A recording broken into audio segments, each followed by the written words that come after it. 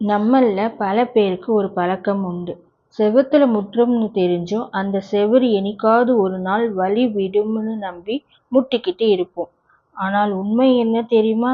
செவுரு உடையாது, உங்க தலைதான் உடையும். சில நேரத்துல நம்ம தப்பான இடங்கள்ல தப்பான மனுஷங்களுக்காக நம்ம முழு சக்தியையும் செலவு பண்றோம். இது எப்படின்னா, ஒரு ஓட்டை பானையில் எவ்வளவு தண்ணி ஊத்தினாலும் அது நிறையாது. அந்த பானை நிறையலன்னு நீங்க வருத்தப்படுறதுல அர்த்தம் இல்லை.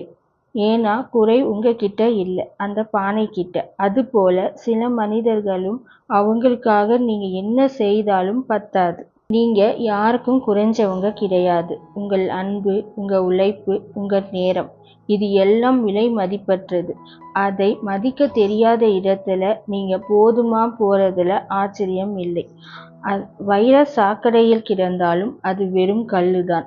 அதுவே மதிக்க தெரிஞ்ச இடத்தில்தான் அது வைரம். கொஞ்சம் நிதானமாக யோசிங்க. உலகத்துக்காக உங்களை மதிக்கிறதை விட உங்களுக்காக நீங்க உண்மையாக இருந்தால் அது போதும். மற்றவங்களுக்காக உங்களை நீங்களே வருத்திக்காதீங்கள்.